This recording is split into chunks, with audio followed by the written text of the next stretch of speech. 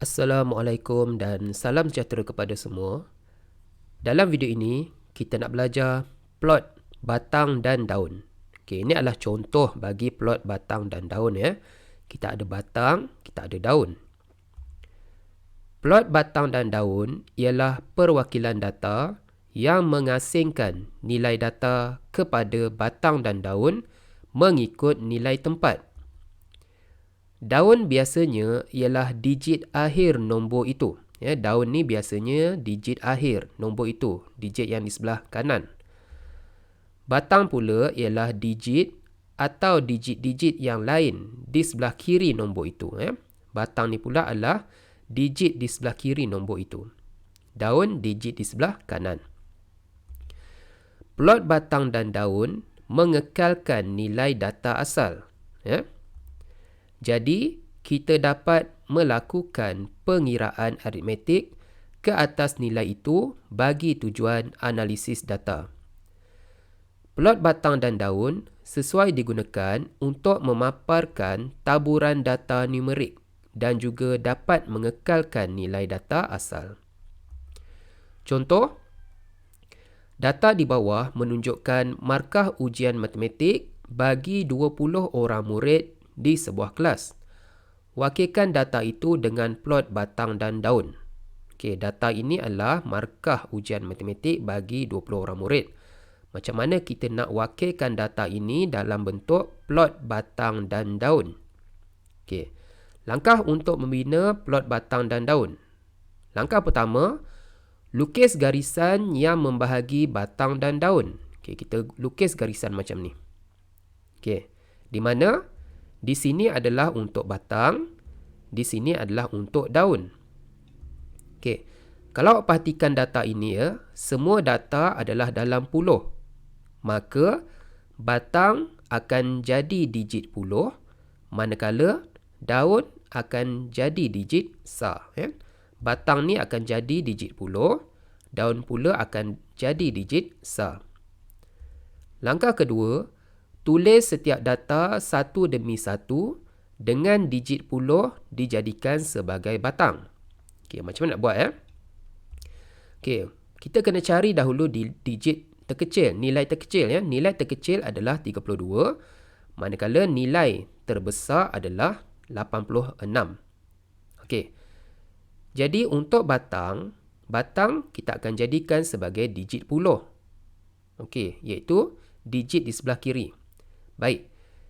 Jadi digit yang sebelah kiri, okay, kita akan tulis dahulu nilai terkecil dia, iaitu 3. 3, 4, 5, 6, 7, 8. Terbesar dia 8. Ya. Kita mesti tulis digit pada batang dari nilai terkecil sehinggalah nilai terbesar. Ya. Nilai terkecil dia 32, nilai terbesar dia 86. Jadi, digit terkecil dia tentulah 3 kan? 3, kemudian kita tulis dalam bentuk urutan ya, semakin meningkat 3, 4, 5, 6, 7, 8. Okey. Langkah ketiga, digit akhir nombor itu ditulis pada daun. Okey. Digit terakhir pula kita tulis pada daun. Okey. Yang pertama 60. Okey, 60 dia terletak di sini, batang dia 6. Okey, jadi daun dia ialah kosong. Itu bermaksud 60 ya. 60 ni tadi kita dah wakilkan batang sebagai digit puluh.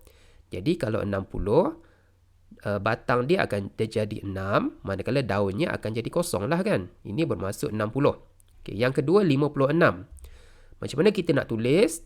56 batang dia pada 5. Daun dia adalah pada 6. Jadi ini maksudnya 56. Okey. 69 ya. 69 di sini, batang dia 6, daun dia 9. Pastikan ada jarak sedikit ya. Okey, ini bermaksud 69. Okey, kemudian 32. Batang dia 3, daun dia 2. 63, batang dia 6, daun dia 3. 58, batang dia 5, ya, daun dia 8. Okey, kemudian 71, batang dia 7, daun dia 1. 86, batang dia 6, batang dia 8, daun dia 6 silap.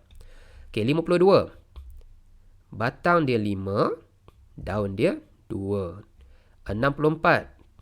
Batang dia 6, daun dia 4. 50. Batang dia 5, daun dia 0. 67. Batang dia 6, daun dia 7. 82. Batang dia 8, daun dia 2. 63. Batang dia 6, daun dia 3. 75. Batang dia 7, daun dia 5. 50. Batang dia 5, daun dia 0. 69. Batang dia 6, daun dia 9. 78. Batang dia 7, daun dia 8. 77. Batang dia 7, daun dia 7. Okey, 59. Batang dia 5, daun dia 9. Okey. Langkah keempat, susun semula daun mengikut tertib menaik. Okey, kalau awak perhatikan daun ini, dia tidak disusun mengikut tertib menaik. Contohnya 6, 8, 2, 0, dia menurun. Jadi daun ni digitnya kita akan susun dalam bentuk menaik. Okey. Maksudnya nampak dia dah tukar jadi menaik. Okey, yang ini kan. Tadi 6, 8, 2, 0, 0, 9 kita susun dalam tertib menaik. 0, 0, 2, 6, 8, 9. Begitu juga yang lain ni. Okey. Langkah kelima, tulis kekunci dan tajuk. Kekunci menunjukkan unit bagi batang dan daun. Okey, ini adalah kekunci dia. 3 palang 2. 3 palang 2 ini bermaksud 32 markah. Kita kena tulis kekunci sebagai panduan. Kemudian tajuknya adalah markah ujian matematik. Okey, Okey, dah siap dah plot batang dan daun kita. Okey, plot batang dan daun ini sesuai digunakan untuk memaparkan taburan markah setiap murid di dalam kelas itu. Jadi untuk data yang melibatkan taburan, taburan markah ke, kita boleh wakilkan dalam bentuk plot batang dan daun. Jadi sila buat latihan di dalam buku kerja muka surat 166, soalan 8A dan muka surat 67, soalan 8B. Sekian, terima kasih.